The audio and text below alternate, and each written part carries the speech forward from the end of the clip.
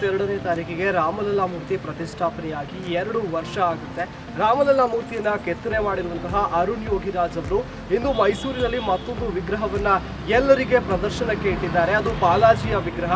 ಇಂದು ವೈಕುಂಠ ಏಕಾದಶಿ ಆಗಿರೋದ್ರಿಂದ ಆ ವಿಗ್ರಹದ ದರ್ಶನಕ್ಕೆ ಮುಕ್ತ ಅವಕಾಶವನ್ನ ಬಾಲಾಜಿ ದೇವರ ದರ್ಶನಕ್ಕೆ ಅವಕಾಶವನ್ನ ಮಾಡಿಕೊಟ್ಟಿರುವಂಥದ್ದು ಅರುಣ್ ಯೋಗಿರಾಜ್ ಅವರು. ಅವರ ಕಾರ್ಯಾಗಾರ ಅಂದ್ರೆ ವರ್ಕ್ಶಾಪ್ನಲ್ಲಿ ಸಾಕಷ್ಟು ವಿಗ್ರಹಗಳನ್ನ ಕೆತ್ತನೆ ಕೂಡ ಮಾಡ್ತಾ ಇದ್ದಾರೆ. ಇನ್ನು ಬಾಲಾಜಿ ವಿಗ್ರಹ ಸೇರಿದಂತೆ ರಾಮಲಲ್ಲಾ ಮೂರ್ತಿಯ ಪೀಠ ಮತ್ತು ರಾಮಲಲ್ಲಾ ಮೂರ್ತಿಯ ನೇತ್ರೋನ್ ಅಂದ್ರೆ ಕಣ್ಣಿನ ಭಾಗವನ್ನ ಕೆತ್ತನೆ ಮಾಡಿದಂತಹ ಸುತ್ತಿಗೆ ಮತ್ತು ಉಳಿಯನ್ನ ಕೂಡ ಪ್ರದರ್ಶನಕ್ಕೆ ಇಡಲಾಗಿದೆ. ಇಲ್ಲಿ ಸಾಕಷ್ಟು ವಾಸ್ತುಶಿಲ್ಪಗಳು ತಮ್ಮನ್ನ ಸೆಳೆಯೋದು ಗ್ಯಾರಂಟಿ. ಅದಲ್ಲದೆ ಈ ಭಾಗದಲ್ಲಿ ಅಂದ್ರೆ ಅರುಣ್ ಯೋಗಿರಾಜ್ ಅವರ ಕಾರ್ಯಾಗಾರದಲ್ಲಿ ಕಲಿಕೆಗೆ, ವಾಸ್ತುಶಿಲ್ಪದ ಕಲಿಕೆ ಕೂಡ ಅವಕಾಶವನ್ನ ಮಾಡಿಕೊಡಲಾಗ್ತಿದೆ. ಹಾಗಿದ್ರೆ ಒಳಗಡೆ ಯಾವೆಲ್ಲ ವಿಗ್ರಹಗಳನ್ನ ಪ್ರದರ್ಶನಕ್ಕೆ ಇಡಲಾಗಿದೆ ಅನ್ನೋದನ್ನ ನೋಡ್ಕೊಂಡು ಬರೋಣ ಬನ್ನಿ.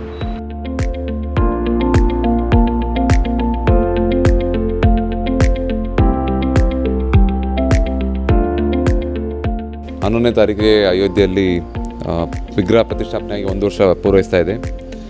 ಆ ನಿಟ್ಟಿನಲ್ಲಿ ನಾವು ನನಗೂ ಮತ್ತು ಅಯೋಧ್ಯೆಗೂ ಒಂದು ದೊಡ್ಡ ಸಂಬಂಧ.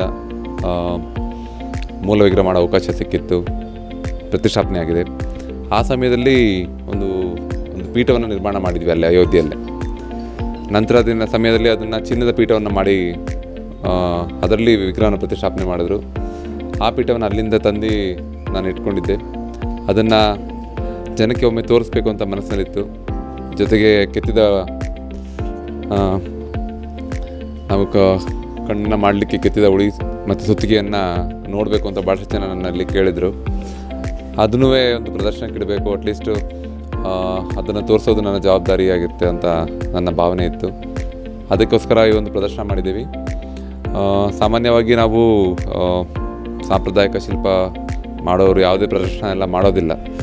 ಯಾಕಂದರೆ ನಿರ್ಮಾಣ ಆದ ನಂತರ ಅದನ್ನು ನಾವು ನಮಗೆ ಆರ್ಡರ್ ಕೊಟ್ಟಿದ್ದವ್ರಿಗೆ ಕೊಟ್ಬಿಡೋ ಪದ್ಧತಿಯಲ್ಲಿ ಇರ್ತೀವಿ ಯಾವಾಗಲೂ.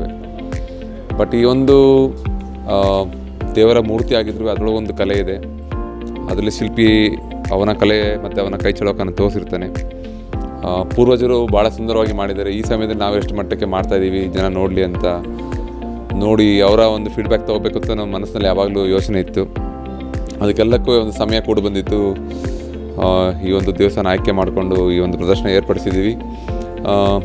ಇಲ್ಲಿ ಒಂದು ಶ್ರೀನಿವಾಸನ ವಿಗ್ರಹ ಏಕಶಿಲಾಮೂರ್ತಿ ನಮ್ಮ ಭಾರತೀಯ ಶಿಲ್ಪಶಾಸ್ತ್ರದ ಅನುಸಾರ ಒಂದು ಭಾರತೀಯ ಶೈಲಿಯಲ್ಲೇ ಒಂದಾದ ಚೋಳ ಶೈಲಿಯಲ್ಲಿ ಒಂದು ನಿರ್ಮಾಣ ಮಾಡಿದ್ದೀವಿ. ಹಾಗೆ 2-3 ಕೆಲಸಗಳನ್ನು ವಿಗ್ರಹಗಳನ್ನ ಪ್ರದರ್ಶನಕ್ಕೆ ಇಟ್ಟಿದ್ದೀವಿ. ಒಂದು ಜನ ಇದನ್ನು ನೋಡಿ ಹೇಗೆ ಇದನ್ನು ಸ್ವೀಕಾರ ಮಾಡ್ತಾರೆ ಅಂತ ನಮಗೂ ಬೇಕಿತ್ತು. ಜೊತೆಗೆ ಗರ್ಭಗುಡಿಯಲ್ಲಿ ಪ್ರತಿಷ್ಠಾಪನೆ ಆದ ನಂತರ ಬಹಳ ದೂರ ಆಗಿಬಿಡ್ತಾರೆ ನಮ್ಮಿಂದ. ನಮಗೂ ಹತ್ರದಲ್ಲಿ ನೋಡೋ ಅವಕಾಶ ಕಮ್ಮಿ ಇರುತ್ತೆ. ಇಲ್ಲಿ ಅಲಂಕಾರವಿಲ್ಲದೆ ಶಿಲ್ಪಿಯ ಕೈಯಲ್ಲಿ ಹೇಗೆ ಅಲಂಕಾರ ಆಗಿದೆ ಅಂತ ಒಂದು ನೋಡೋ ಅವಕಾಶ ಮಾಡಿಕೊಡ್ಬೇಕು ಅಂತ ಅನಿಸ್ತಿತ್ತು ನನಗೆ. ಸೊ ಇವೆಲ್ಲರ ಪರಿವಾಗಿ ಒಂದು ಕಾರ್ಯಕ್ರಮ ಮಾಡಿದ್ವಿ.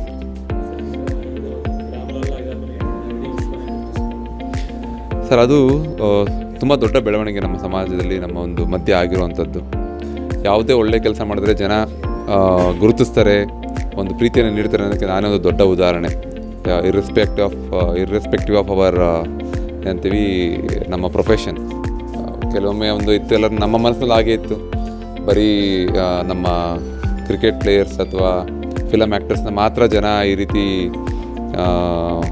ನಂತರ ಒಂದು ರೆಕಗ್ನಿಷನ್ ಕೊಡ್ತಾರೆ, ನಾವು ಮಾಡಿದ್ರೆ ಸಾಮಾನ್ಯವಾಗಿ ಸಿಗೋಲ್ಲ ಅಂತ ಅಂದ್ಕೊಂಡಿದ್ದೆ. ನನಗೂ ಅದನ್ನು ಸುಳ್ಳು ಮಾಡಿದ್ದಾರೆ ಜನ. ಇದೇ ರೀತಿಯ ಪ್ರೀತಿ ಎಲ್ಲ ಕ್ಷೇತ್ರದ ಎಲ್ಲ ಕಲಾವಿದರುಗಳಿಗೆ ಅಥವಾ ಯಾರೇ ಒಳ್ಳೆಯ ಕೆಲಸ ಮಾಡಿದ್ರು ಜನ ಯಾವಾಗ ಈ ಥರದ ಒಂದು ಪ್ರೀತಿ ಮತ್ತು ಒಂದು ಪ್ರೋತ್ಸಾಹ ನೀಡ್ತಾರೆ, ಒಂದು ಉತ್ತಮ ಏನಂತೀವಿ ಒಂದು ಸಪೋರ್ಟ್. ಯಾವುದೇ ಒಂದು ಕ್ಷೇತ್ರ ಆಯ್ಕೆ ಮಾಡಬೇಕು ಅಂದರೆ ಈ ಥರದ ಒಂದು ಪ್ರೀತಿ ಸಿಕ್ಕಿದಾಗ ಹೌದಪ್ಪ ಇದನ್ನು ಧೈರ್ಯವಾಗಿ ನಮ್ಮ ಮಕ್ಕಳು ಸಹ ತಗೋಬೋದು ಅಂತ ಪೇರೆಂಟ್ಸ್ಗೂ ಒಂದು ಧೈರ್ಯ ಬರುತ್ತೆ, ಮಕ್ಳಿಗೂ ಸಹ ಒಂದು ಸ್ಫೂರ್ತಿ ಆಗುತ್ತೆ. ಇದೇ ರೀತಿ ಎಲ್ಲರಿಗೂ ಒಂದು ರೆಕಗ್ನಿಷನ್ ಸಿಗಲಿ ಅಂತ ಕೇಳ್ಬೋದು. ಸರ್, ನಮ್ಮ ಮೂರ್ತಿನ ಆಯ್ಕೆ ಮೊದಲನೇದಾಗಿ 3 ಜನದಲ್ಲಿ ಒಂದಾಗಿದ್ದೆ ನಮಗೆ ದೊಡ್ಡ ಸೌಭಾಗ್ಯ ಇತ್ತು. ಎಲ್ಲರೂ ಶ್ರಮದಿಂದ ಮಾಡಿದ್ವಿ. ಬಟ್ ಆಯ್ಕೆ ಆದಾಗ ತುಂಬ ಭಯನೇ ಆಗಿತ್ತು ಸರ್. ಏನಕ್ಕೆ ಅಂದರೆ ನಾ ಆಗಲೇ ಹೇಳಿದಾಗೆ ರಾಮಲಲ್ಲಾ ಯಾರು ನೋಡೇ ಇಲ್ಲದ ವಿಗ್ರಹವನ್ನು ಹೇಗೆ ಇದನ್ನು ಸ್ವೀಕಾರ ಮಾಡ್ತಾರೆ? ರಾಮ ಅಂದರೆ ನಮಗೆ ಅವರ ತಾರುಣ್ಯದಲ್ಲಿ ಅಥವಾ ಅವರ ಸಮೇತ ಪರಿವಾರ ಸಮೇತನೇ ನಾವು ನೋಡಿದ್ದು ನೆನಪು ಜಾಸ್ತಿ. ಪರಿವಾರ ಸಮೇತ ಸೀತಾಮಾತೆ, ಲಕ್ಷ್ಮಣ, ಹನುಮಂತರ ಜೊತೆಯಲ್ಲಿ ನಾವು ನೋಡಿದ್ದು ನೆನಪು. ರಾಮಲೆಲ್ಲ ಹೇಗೆ ಸ್ವೀಕಾರ ಮಾಡ್ತಾರೆ ಅನ್ನೋದು ತುಂಬ ದೊಡ್ಡ ವಿಷಯ ಆಗಿತ್ತು. ಆ ನಿಟ್ಟಿನಲ್ಲಿ ಒಂದು ದೊಡ್ಡ ಭಯನೇ ಇತ್ತು ನನಗೆ. ಕೆಲವೊಮ್ಮೆ ಅಂತಾರಲ್ಲ, healthy fear is always good. ಒಂದು ಹೆಲ್ತಿ ಫಿಯರ್ ಇತ್ತು. ಬಟ್ ಈ ಮಟ್ಟಕ್ಕೆ ಜನ ಸ್ವೀಕಾರ ಮಾಡ್ತಾರೆ ಅನ್ನೋದು ನಾನು ಊಹಿಸಿರಲಿಲ್ಲ. ಒಬ್ಬ ಶಿಲ್ಪ ಕಲಾವಿದನು ಇಷ್ಟೊಂದು ರೆಕಗ್ನಿಷನ್ ಕೊಡ್ತಾರೆ ಅಂತ ನಾನು ಊಹಿಸಿರಲಿಲ್ಲ. ಇದಕ್ಕೂ ಮುಂಚೆ ಭಾಳಷ್ಟು ಕೆಲಸ ಮಾಡಿದ್ವಿ ನಾವು. ಆದರೂ ಇಲ್ಲಿ ಒಂದು ಸಿಕ್ಕ ಒಂದು ರೆಕಗ್ನಿಷನ್ ಇರ್ಬೋದು, ಅದು ಪದಗಳಲ್ಲಿ ಹೇಳಲಿಕ್ಕೆ ಭಾಳ ಕಷ್ಟ.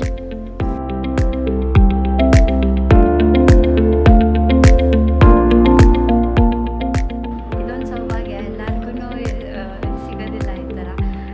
ಮುಂಚೆ ಯಾರ್ಯಾರು ಯಾವ ವಿಗ್ರಹ ಮಾಡಿದಂತಹ ಶಿಲ್ಪಿಗಳ ಬಗ್ಗೆ ಗೊತ್ತಿಲ್ಲ ನಮಗೆ. ಬಟ್ ಇದು ಒಂದು ಹಿಸ್ಟಾರಿಕಲ್ ಮೂಮೆಂಟು. ಶಿಲ್ಪಿ ಯಾರು, ಕೆತ್ತಿದವ್ರು ಯಾರು ಅಂತ ಎಲ್ಲರೂ ಜಗತ್ತಿಗೆ ಇದು ಪರಿಚಯ ಆಯಿತು ಇದೊಂದು ಕಾರಣದಿಂದ. ಮತ್ತು ಎಲ್ಲ ಶಿಲ್ಪಿಗಳು ಕೈ ತುಂಬ ಕೆಲಸ ಸಿಗ್ತಾ ಇದೆ ಅಂತಲೂ ಕೇಳ್ಪಟ್ಟಿದ್ದೀವಿ. ಎಲ್ಲರೂ ಒಂದು ಶಿಲ್ಪಿಗೆ ಆ ಸ್ಥಾನಮಾನ ಕೊಡ್ತಾ ಇರೋದು ಹಿಸ್ಟ್ರಿಯಲ್ಲಿ ಫಸ್ಟ್ ಟೈಮ್ ಈ ಸತಿ. ಅದು ತುಂಬ ಖುಷಿ ಆಗ್ತದೆ. ಒಂದು ಗೌರವಪೂರ್ಣ ಇದು it is a pride moment. ಒಂದು ಈ ಥರ ಭಾಗ್ಯ ಅಂತಲೇ ಅಂದ್ಕೊಳ್ತೀನಿ. ರಾಮಲಲ್ಲಾ ಮೂರ್ತಿ ಕೆತ್ತನೆ ಮಾಡೋದಕ್ಕೆ ಅಂತ ಒಪ್ಪಿಗೆ ಬಂದಿದ್ದು ಹೇಗೆ, ಅಂದರೆ ಅಪ್ರೋಚ್ ಹೇಗೆ ಬಂತು? ಅದು ಪ್ರಾಸೆಸ್ ಇತ್ತದು, ಸೆಲೆಕ್ಷನ್ ಪ್ರಾಸೆಸ್ಸು. ಅದರಲ್ಲಿ 3 ಶಿಲ್ಪಿ ಆಯ್ಕೆ ಆಗ್ತಾರೆ. 3ರಲ್ಲಿ ಒಬ್ರದ್ದು ಇದು ಕನ್ಫರ್ಮ್ ಆಗಿ ಅದು ಸ್ಥಾಪನೆ ಆಗ್ತದೆ. ಕನ್ಫರ್ಮ್ ಆದಾಗ, ಇವ್ರದೇ ಮೂರ್ತಿ ಕನ್ಫರ್ಮ್ ಆದಾಗ ನಿಮಗೆ ಹೇಗೆ ಅನಿಸ್ತು? ನಮಗಂತೂ ತುಂಬ ಸಂತೋಷ ಆಯಿತು. ಆ್ಯಕ್ಚುಲಿ ರಿಯಾಕ್ಟ್ ಹೇಗೆ ಮಾಡೋದಂತ ಗೊತ್ತಾಗಲಿಲ್ಲ. ಫಸ್ಟು ಕನ್ಫರ್ಮ್ ಆದಾಗ ಯಾರಿಗೂ ಹೇಳಬೇಡಿ ಅಂತ ಹೇಳ್ತಿದ್ರು. ಆಮೇಲೆ ನ್ಯೂಸಲ್ಲೆಲ್ಲ ಮೀಡಿಯಾದವರೆಲ್ಲ ಬಂದರು. ಆವಾಗ ಮಿಕ್ಸ್ ರಿಯಾಕ್ಷನ್. ಹೇಗೆ ಖುಷಿ ಪಡೋದು ಹೇಗೆ ಅಂತಲೇ ಗೊತ್ತಾಗ್ತಿದ್ದಿಲ್ಲ. ಈಗ ಇಲ್ಲಿನ ಕಾರ್ಯಗಾರದ ಬಗ್ಗೆ ಹೇಳೋದಾದರೆ ಏನು ಹೇಳೋದು ಇಷ್ಟಪಡ್ತೀವಿ? ನಾವು ಟ್ರೆಡಿಷ್ನಲ್ ಟೆಕ್ನಿಕ್ಸ್ ಯೂಸ್ ಮಾಡಿಕೊಂಡು ಕೆತ್ತನೆ ಮಾಡ್ತೀವಿ. ಇದು ಪಾರಂಪರಿಕವಾಗಿ ಬಂದಿರೋ ಕಲೆ, 5 ತಲೆಮಾರಿಂದ ನಡೀತಾ ಬರ್ತಾ ಇರೋ ಮನೆತನ. ಸೊ ಎಲ್ಲ ನಾಲೆಜ್ ಟ್ರಾನ್ಸ್ಫರ್ ಒಂದು 300 ವರ್ಷದಿಂದ ಆಗಿರೋದು. ಅದನ್ನು ಇವರು ಬೆಳೆಸ್ಕೊಂಡು ಪ್ರೋತ್ಸಾಹನೆ ಮಾಡಿಕೊಂಡು ನಮ್ಮಲ್ಲಿ ಶಿಬಿರಕ್ಕೆ ಮಕ್ಕಳೆಲ್ಲ ಬರ್ತಾರೆ ಕಲಿಯೋಕ್ಕೆ. ನಾವು ಅವರಿಗೆ ವಸತಿ ಮತ್ತು ಅಕಾಮಡೇಷನ್, ಫುಡ್ಡು ಮತ್ತು ಸ್ಟೈಫಂಡ್ ಕೊಟ್ಟು ಅವ್ರದ್ದು ಕಲಿಸೋ ಒಂದು ಸಣ್ಣ ಪ್ರಯತ್ನ ಮಾಡಿದ್ದೀವಿ. ಯಾರಿಗೆ ಆಸಕ್ತಿ ಇದೆ ಅವ್ರು ಬಂದು ಕಲಿಬೋದು ಇಲ್ಲಿ. ಈಗ ರೆಸ್ಪಾನ್ಸ್ ಹೇಗಿದೆ? ಈಗಲೂ ತುಂಬ ಚೆನ್ನಾಗಿದೆ. ಈಗ ನಮ್ಮದು ಕೆಪಾಸಿಟಿನ ಇನ್ಕ್ರೀಸ್ ಮಾಡ್ಕೊಳ್ತಾ ಇದ್ದೀವಿ. ಜಾಸ್ತಿ ಜನನ ಕರ್ಕೊಂಡು ಕೆಲಸ ಹಾಗೆ ಮತ್ತು ಈ ಕಲೆನ ಮುಂದುವರಿಸೋಕ್ಕೆ ಪ್ರೋತ್ಸಾಹ ಮಾಡೋದಾಗಿ ಒಂದು ದೊಡ್ಡ ಜಾಗ ತಗೊಂಡು ಮಾಡ್ತಾಯಿದ್ದೀವಿ. ಸೊ ಅದರಿಂದ ನಮಗೆ ಎಷ್ಟು ಆಗುತ್ತೆ ಅಷ್ಟು ಜನಕ್ಕೆ ಕಲೆ ತಲುಪಿಸ್ಬೋದು ಅಂತ ನಂಬಿಕೆ ಇದೆ. ನಿಮ್ಮ ಕುಟುಂಬದ ಮುಂದಿನ ಪೀಳಿಗೆಗೂ ಕೂಡ ಈ ಕಲೆಯನ್ನು ಕೊಂಡೋಗ್ತೀರಾ? ಹೌದು, ನಮ್ಮ ಸಂಸ್ಕೃತಿ, ನಮ್ಮ ಸಂಪ್ರದಾಯ ಎಲ್ಲ ಕಲಿಬೇಕು.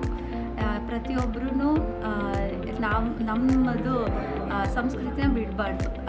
ನಮಗೇನು ಹಿರಿಯರು ಕಲಿಸ್ಕೊಂಡ್ಬಂದಿದ್ದಾರೆ ನಾವು ಕಲಿಬೇಕು, ಪ್ರಯತ್ನ ಮಾಡಬೇಕು ಮತ್ತು ಕಲಿಸ್ಲೂಬೇಕು. Thank you.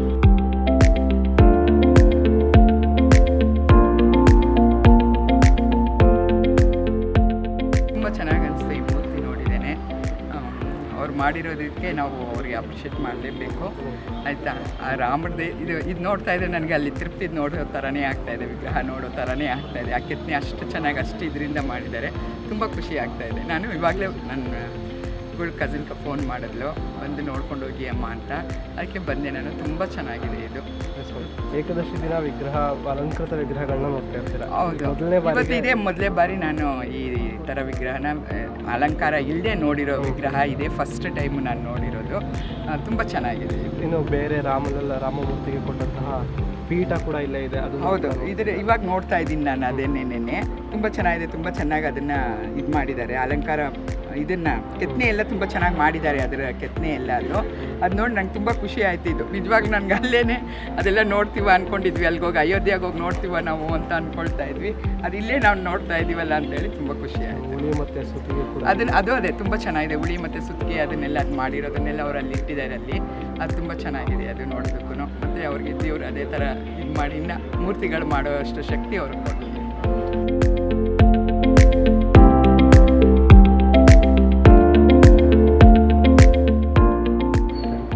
ಸರ್, ಇವತ್ತು ತುಂಬ ಖುಷಿ ಆಗ್ತಾ ಇದೆ. ಇವತ್ತು ವೈಕುಂಠ ಏಕಾದಶಿ ದಿನ ಅಲಂಕಾರ ಮಾಡದೇ ಇರುವಂತಹ ಮೂರ್ತಿಗಳನ್ನು ನೋಡೋದು ನಮ್ಮ ಅದೃಷ್ಟ.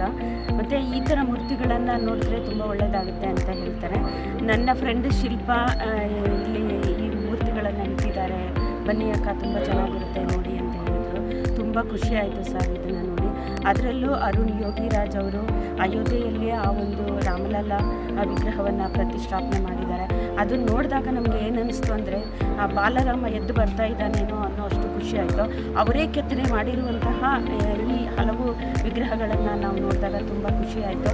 ಮತ್ತು ನನ್ನ ಫ್ರೆಂಡ್ ಕರೆದಾಗ ನನಗೆ ತುಂಬ ಎಕ್ಸೈಟ್ಮೆಂಟ್ ಇತ್ತು. ಏನಂತಂದರೆ ಆ ರಾಮಲಲ್ಲಾ ಮೂರ್ತಿಯನ್ನೇ ಅಷ್ಟು ಸುಂದರವಾಗಿ ಕೆತ್ತನೆಯನ್ನು ಮಾಡಿದ್ದಾರೆ.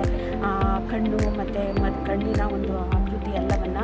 ಇನ್ನು ಬಾಲಾಜಿ, ಅದು ಬೇರೆ ಹೊರದೇಶಕ್ಕೆ ಹೋಗುವಂತಹ ಒಂದು ಮೂರ್ತಿ ಇನ್ನೂ ಎಷ್ಟು ಸುಂದರವಾಗಿರಬಹುದು ಅನ್ನೋ ಒಂದು ಖುಷಿಯಿಂದ ಬಂದು ನೋಡಿದೆ. ನಾನು ನೋಡಿದಾಗ ತಿರುಪತಿ ತಿಮ್ಮಪ್ಪನ್ನೇ ನಾನು ನೋಡಿದಷ್ಟು ಖುಷಿ ಆಗ್ತಾ ಇದೆ ಸರ್.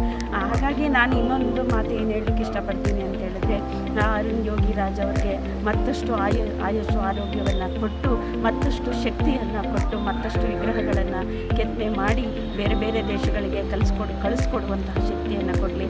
ಈ ರೀತಿ ಮಾಡಿದಾಗ ನಮ್ಮ ದೇಶದ ಕಲೆ, ಸಂಸ್ಕೃತಿ, ವಾಸ್ತುಶಿಲ್ಪ ಇದು ಇಡೀ ಪ್ರಪಂಚದಾದ್ಯಂತ ಅದು ಹಿರಿಮೆಯನ್ನು ಕಾಣುತ್ತೆ ಅನ್ನೋದು ನನ್ನ ಇಚ್ಛೆ. ಭಾರತದಲ್ಲಿ ವಾಸ್ತುಶಿಲ್ಪಕ್ಕೆ ತನ್ನದೇ ಆದ ಶ್ರೇಷ್ಠತೆ ಇದೆ, ಅದನ್ನು ಇನ್ನೂ ಕೂಡ ಮುಂದುವರಿಸ್ಕೊಂಡು ಹೋಗ್ತಾ ಇದ್ದಾರೆ ಅದ್ರ ಬಗ್ಗೆ ಏನು ಹೇಳ್ತೀರಾ? ಹೌದು ಸರ್, ಯಾಕೆಂದರೆ ಈ ವಾಸ್ತುಶಿಲ್ಪ ಕಲೆ ಅನ್ನೋದು ನಮ್ಮ ದೇಶ ಇಡೀ ಪ್ರಪಂಚದಲ್ಲೇ ಹೆಸರನ್ನು ಮಾಡಿದೆ. ಮತ್ತು ಈ ಕಲೆ ವಾಸ್ತುಶಿಲ್ಪಕ್ಕೆ ಸಂಬಂಧಪಟ್ಟಂತಹ ಕೆಲವೊಂದು ಕೆತ್ತನೆಗಳನ್ನು ನಮ್ಮ ದೇಶದಿಂದ ಎಲ್ಲ ಹಲವಾರು ದೇಶಗಳಿಗೆ ಕಳಿಸ್ಕೊಡ್ಲಾಗ್ತಾ ಇದೆ. ಆ ಒಂದು ಸಾಲಿನಲ್ಲಿ ಯುವಕ ಈ ಅರುಣ್ ಯೋಗಿರಾಜ್ ಅವರು ಈ ಒಂದು ಪ್ರತಿಭೆ ಮತ್ತಷ್ಟು ಬೆಳೀಲಿ, ನಮ್ಮ ಒಂದು ದೇಶದ ಈ ಒಂದು ಸಂಸ್ಕೃತಿ, ಒಂದು ವಾಸ್ತುಶಿಲ್ಪ ಅನ್ನೋದೇನಿದೆ ಅದನ್ನು ಬೆಳೆಸುವ ಒಂದು ಶಕ್ತಿಯನ್ನು ಆ ದೇವರು ಅವರಿಗೆ ಕಲಿಸ್ಲಿ ಅಂತ ನಾನು ರಾಮಲಲ್ಲಾ ಮೂರ್ತಿಯ ಪೀಠ ಕೂಡ ಇಲ್ಲಿದೆ, ನೇತ್ರವನ್ನು ಕೆತ್ತನೆ ಮಾಡಿದಂತಹ ಹುಲಿ ಮತ್ತೆ ಸುತ್ತಿಗೆ ಕೂಡ ಇದೆ, ಅದ್ರ ಬಗ್ಗೆ ಸರ್. ನಾವು ಈಗಷ್ಟೇ ನಾನು ಅದನ್ನು ನೋಡಿದೆ, ಸುತ್ತಿಗೆ ಮತ್ತು ಹುಳಿನ. ಅದು ನೋಡಿದಾಗ ಆ ಒಂದು ಸುತ್ತಿಗೆ ಮತ್ತು ಆ ಹುಳಿಯನ್ನು ಇಟ್ಕೊಂಡು ನಾವು ಸುಮ್ಮನೆ ಕಣ್ಣಿಂದ ನೋಡ್ತೀವಿ, ಇದೊಂದು ವಸ್ತು ಅಂತ ಅಂದ್ಕೊಳ್ತೀವಿ. ಅದರಿಂದ ಹೇಗೆ ಅದನ್ನು ಕೆತ್ತನೆ ಮಾಡಿದ್ದಾರೆ ಅನ್ನೋದು ಒಂದು ನಮಗೆ ಆಶ್ಚರ್ಯ ಆಗುತ್ತೆ ಸರ್. ಅದನ್ನು ನೋಡಿದಾಗ ತುಂಬ ಖುಷಿ ಆಗುತ್ತೆ. ಯಾಕೆಂದರೆ ಅದನ್ನು ನಾವು ಸುಮ್ಮನೆ ಟಿ ವಿಲಿ ನಾವು ನೋಡಿದ್ವಿ, ಅದನ್ನು ನಾವು ಕಣ್ಣೆದುರಿಗೆ ನೋಡ್ತೀವೋ ಅಲ್ವೋ ಬಿಡು ಇದರಿಂದ ಮಾಡಿದ್ದಾರೆ ಅನ್ನೋ ಒಂದು ಕಲ್ಪನೆಯಲ್ಲಿ ನಾವಿದ್ವಿ. ಅದನ್ನು ನಾವು ಕಣ್ಣಿಂದ ನಾವು ನೋಡಿದಾಗ ತುಂಬ ಖುಷಿ ಆಗುತ್ತೆ.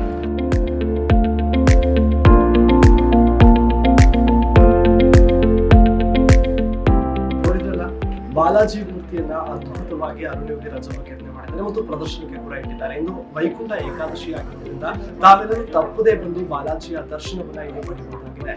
ಕ್ಯಾಮ್ರಾ ಪರ್ಸನ್ ಮೋದಿ ಜೊತೆ ಹೇಮಂತ.